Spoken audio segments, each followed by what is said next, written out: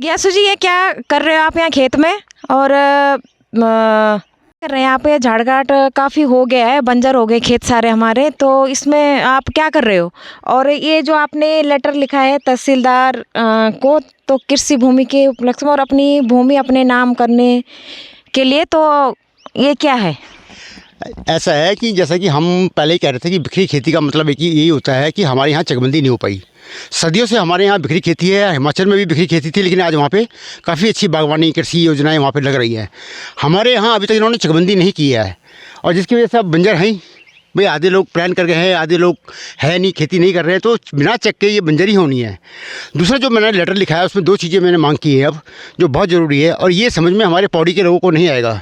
ये आएगा रानीखेत के लोगों को, ये आएगा अल्मोड़ा के लोगों को, ये उन लोगों को समझ आएगा जहाँ पे पर्यटन घुस गया है और माफिया वहाँ पे आ गया है।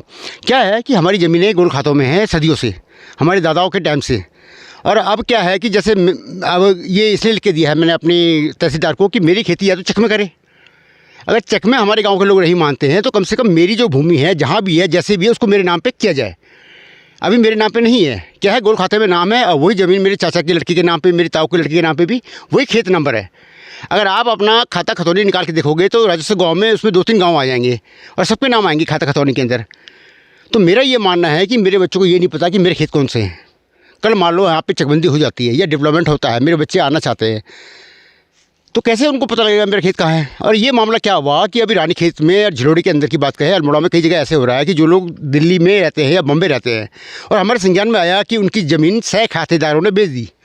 6 खातेदार यानी कि जो ज़मीन मेरी है उसमें भी 6 खातेदार हैं, लोगों को पता नहीं है। तो मैंने ये तहसील को लिख के दिया, या तो चेक में करो मेरी जितनी ज़मीन है, अगर नहीं कर सकते तो मेरी ज़मीन को मेरे नाम पे किया जाए। और मैं आपको इसी न्यूज़ के माध्यम से मैं लेटर भी दूंगा कि मैंने क्या लिखा है, और आप सबको लिखना चाहिए। अन्यथा जिस तरह से भी उत्तरकाशी में भू माफिया, खनन माफिया आपकी ज़मीनों में खनन कर रहे हैं, आपको पता नहीं है कि मेरी ज़मीन कहाँ है। तो मेरा ये कहना है कि मेरी ज़मीन मेरे चेक पे हो, और मैंने जब लिख के दे दिया तहसीलदार को कि मेरी ज़मीन मेरे नाम पर की जाए, व्यक्तिगत नाम पर की जाए, क्योंकि अभी गोल खातों में है, व्यक्तिगत नाम पे की जाए। तो मैं कहता हूं कि आप लोग लिख के दे रहे हो, नहीं लिख के दे रहे, ये आने वाले टाइम में बहुत ही बड़ी विडंबना होगी। क्योंकि पहले क्या होता था कि दूर दूर क्षेत्रों में ये चीज़ें हुई थी, हर जगह नहीं थी, लेकिन अब माफिया हर जगह घुस रहा है। प्लान हो गया है, सस्ते दाम पे माफिया खरीद रहा है, 6 खरीदार से, आपको पता नहीं, आप बम्बे बैठे हो। ये उन लोगों के लिए है मैसेज, जो लोग दिल्ली के, बम्बे में, जयपुर या कहीं बाहर बैठे और कहते हो कि हमारी ज़मीनें हैं, उनके 6 खातेदार बेच रहे हैं, और ये मिली भगत प्रशासन के आदमियों के द्वारा हो रही है। क्योंकि मैं नहीं बेच रहा खेत, माफिया क्या कर रहा है कि पटवारी को या तहसीलदार को पटा के कि भैया इसके 6 खातेदार कौन है, वो खाता खतौनी निकाल रहा है और वो 6 खातेदार बेच दे रहा है। और ये मामला कोर्ट में जाएगा तो सदियों तक आपकी कोर्ट कचहरी के चक्कर लगाते रह जाओगे अपनी ज़मीन के लिए। मैं कहता हूँ आज मौका है कि या तो चेक में करे सरकार, या हमारी ज़मीन को हमारे नाम पे व्यक्तिगत की जाए। और ये लेटर मैंने दिया है, और आप लोगों ने दिया नहीं दिया, आपको कैसे करना है आप हमसे संपर्क कीजिए, मैं फॉर्म दूंगा, आप भर के दीजिए सीधा। धन्यवाद। मैं ग्राम झलोड़ी का निवासी हूँ, डॉक्टर भुवनचंद तिवारी, दिल्ली में रहता हूँ। तो मुझे पता लगा कि गांव में मेरी 2 खेत सह खातेदारों को दिखा के पटवारी, ग्राम प्रधान और गांव के जो भी उधर कुछ भूमाफिया लोग वहाँ पनप गए हैं, उन लोगों ने मिली भगत से बेच दिया। तो जब मुझे पता लगा तो मैंने तहसील से उस रजिस्ट्री को निकलवाया। इन्होंने चुपचाप उसकी जो है दाखिल खारिज भी करवा ली, सब ने मिली भगत से।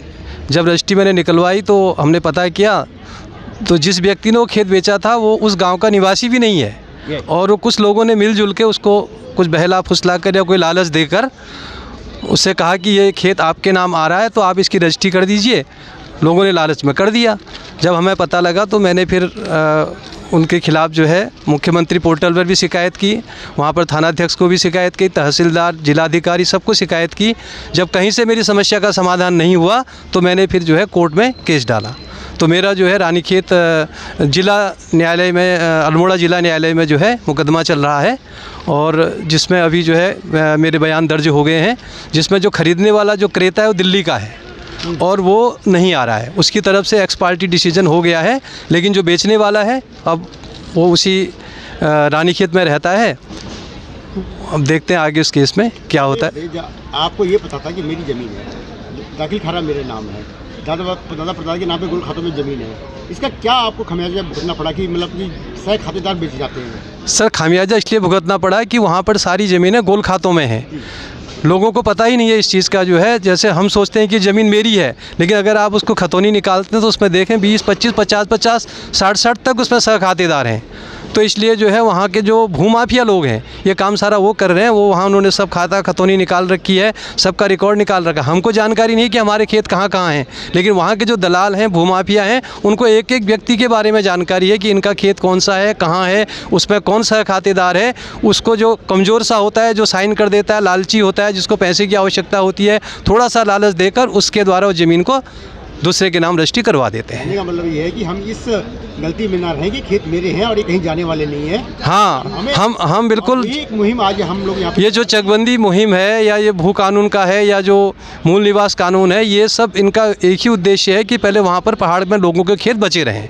जब खेत ही नहीं बचेंगे तो किसी आंदोलन का कोई मतलब नहीं रह जाएगा। बाहर के लोग आकर वहाँ पर बड़े बड़े कॉटेज बना रहे हैं, बड़े बड़े मकान बना रहे हैं। गाँव के लोग एक किस्म से बाहर होते जा रहे हैं वहाँ से। बिल्कुल गाँव के निकटवर्ती जो ज़मीन हम जहाँ पर साग सब्जी लगाते थे, अपना घर की खेती बाड़ी करते थे, वो खेत तक लोगों ने बेच दिए हैं। इसी उसमें कि बहुत से लोग गांव से पलायन कर चुके थे, बाहर चले गए थे नौकरी रोज़गार आदि के लिए, दिल्ली आ गए, मुंबई आ गए, लखनऊ आ गए या बड़े शहरों में चले गए और बहुत लंबे समय तक वो बाहर ही रहे, तो उनका गांव से संपर्क कम रहा। तो लोगों ने ये देखा कि ये लोग तो यहाँ आते नहीं हैं, देख नहीं रहे, तो इनकी ज़मीनों को दूसरे सहखातेदारों के माध्यम से बिकवा दिया जाए।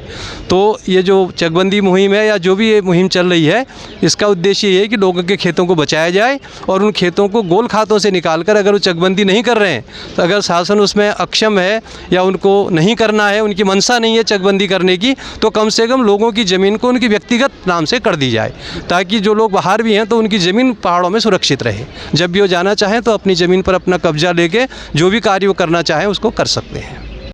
धन्यवाद। धन्यवाद जिज्ञासु जी इस जानकारी के लिए। मैं संध्या रावत।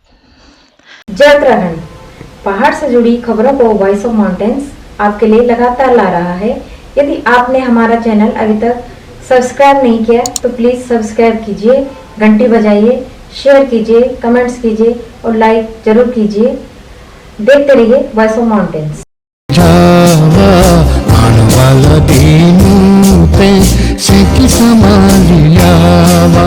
ए जावा